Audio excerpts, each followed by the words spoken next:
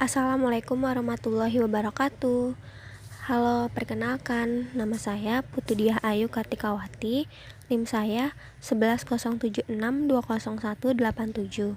Saya dari Prodi Pendidikan Guru Sekolah Dasar.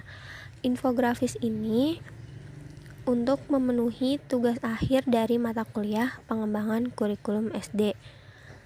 Dosen dari mata kuliah pengembangan kurikulum SD ini ada Pak Otip Satibi Hidayat.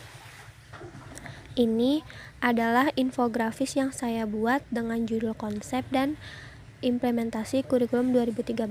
Mohon disimak baik-baik ya.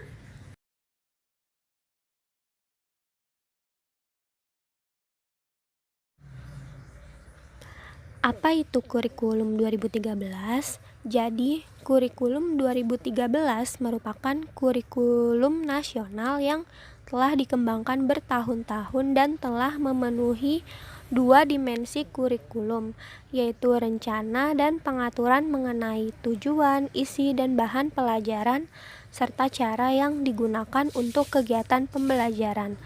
Pada kurikulum 2013, peserta didik dituntut untuk kreatif, memecahkan masalah, dan dapat aktif serta lebih inovatif.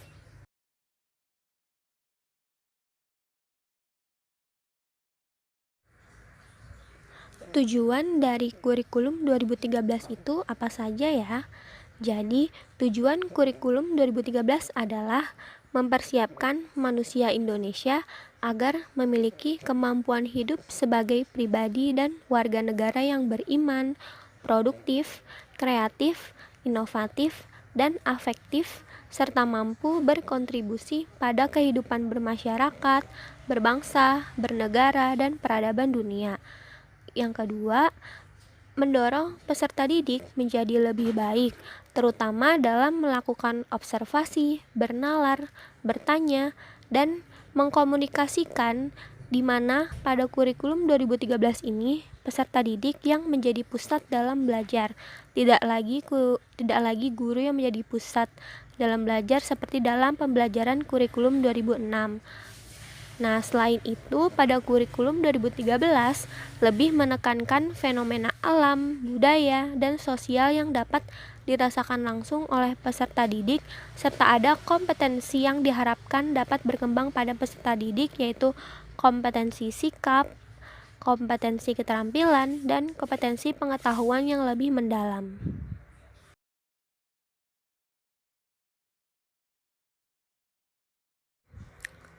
Apa saja ya ciri-ciri dari kurikulum 2013?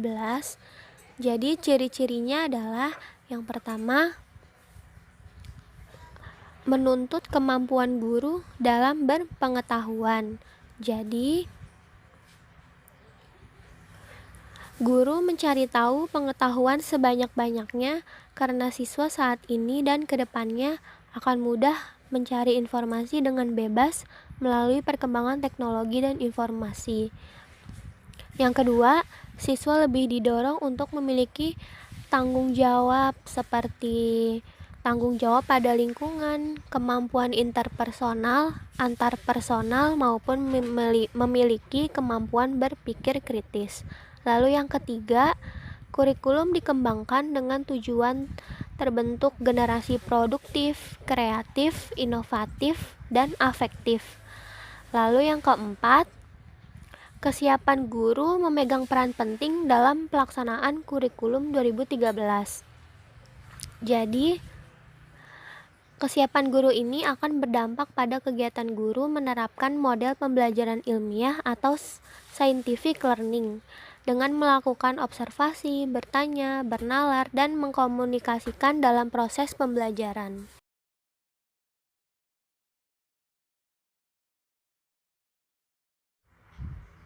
Nah, bagaimana mengimplementasikan kurikulum 2013 ini?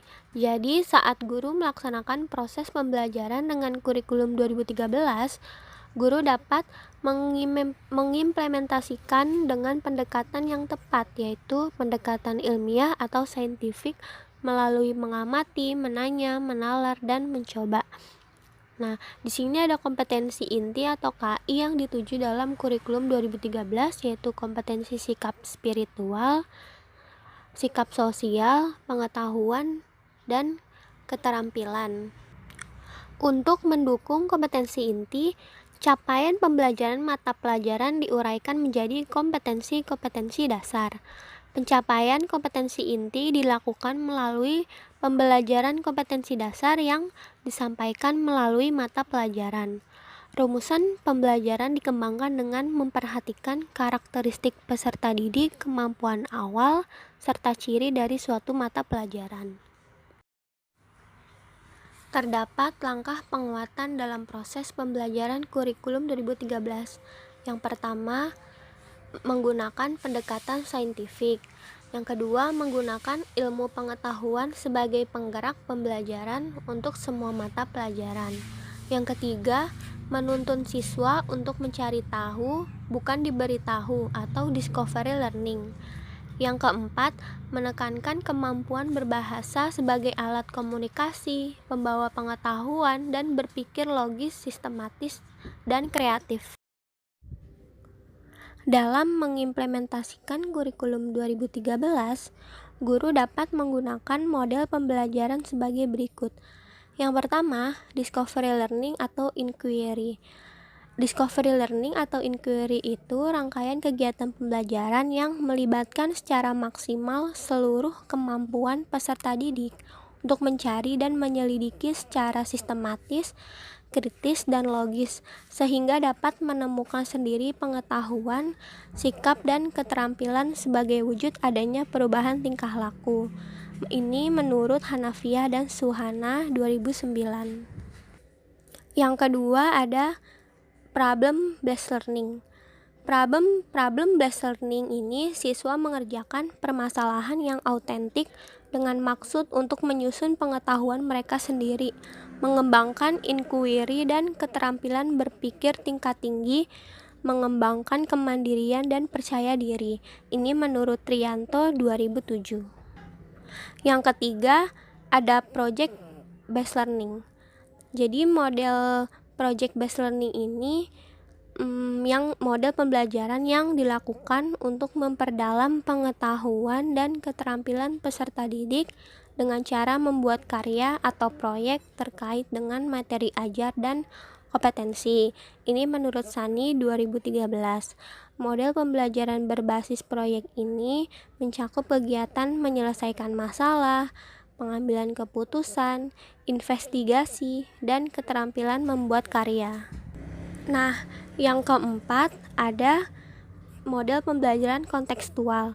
Pembelajaran kontekstual merupakan konsep belajar dengan cara mengaitkan antara materi yang diajarkan dengan dunia nyata dan mendorong siswa membuat hubungan antar pengetahuan yang dimiliki dengan penerapannya dalam kehidupan sebagai anggota masyarakat. Ini menurut Nur Hadi dalam Rusman 2010 dan Trianto 2007. Lalu yang kelima ada model pembelajaran kooperatif. Pembelajaran kooperatif adalah strategi pembelajaran yang melibatkan partisipasi siswa dalam kelompok untuk saling berinteraksi. Sehingga dalam model ini siswa memiliki dua tanggung jawab, belajar untuk dirinya sendiri dan membantu sesama anggota kelompok untuk belajar. Contoh model pembelajaran kooperatif itu ada make a match dan jigsaw dan lain-lain.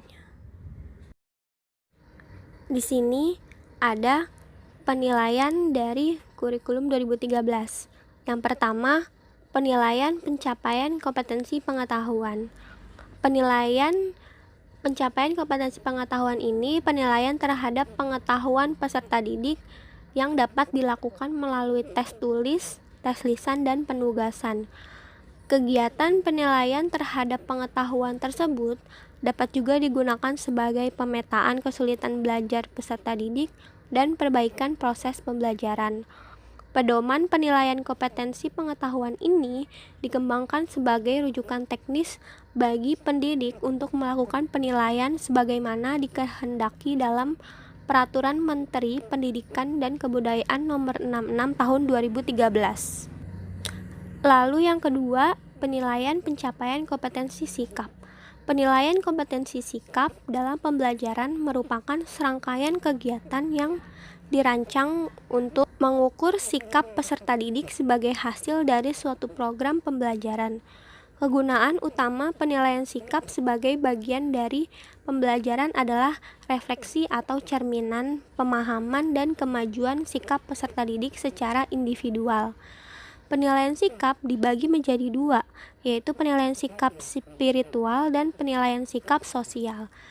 Penilaian sikap spiritual mencakup menghargai dan menghayati ajaran agama yang dianut.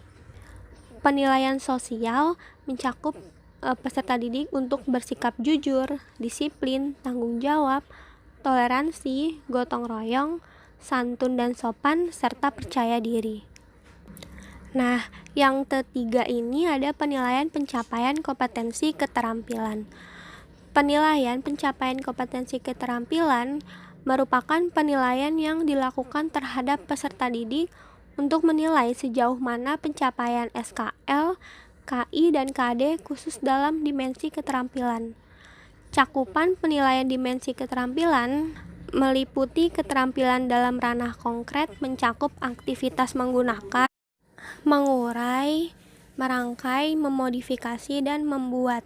Sedangkan dalam ranah abstrak, keterampilan ini mencakup aktivitas menulis, membaca, menghitung, menggambar, dan mengarang.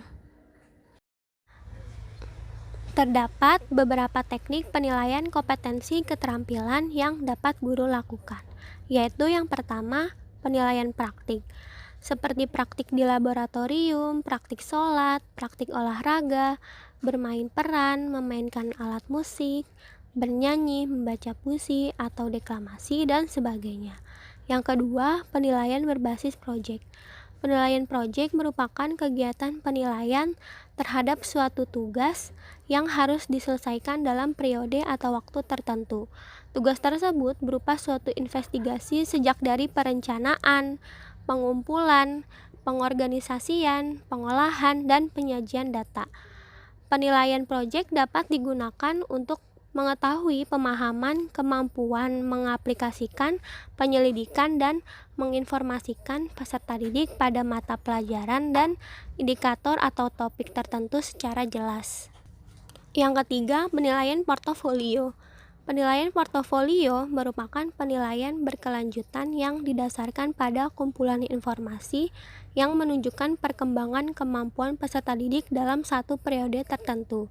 Informasi tersebut dapat berupa karya peserta didik atau hasil ulangan dari proses pembelajaran yang dianggap terbaik oleh peserta didik. Akhir suatu periode hasil karya tersebut dikumpulkan dan dinilai oleh guru. Berdasarkan informasi perkembangan tersebut, guru dan peserta didik sendiri dapat menilai perkembangan kemampuan peserta didik dan terus melakukan perbaikan. Baik, telah selesai pemaparan informasi yang saya berikan. Semoga informasi tentang konsep dan implementasi kurikulum 2013 ini berguna untuk kita semua. Wassalamualaikum warahmatullahi wabarakatuh.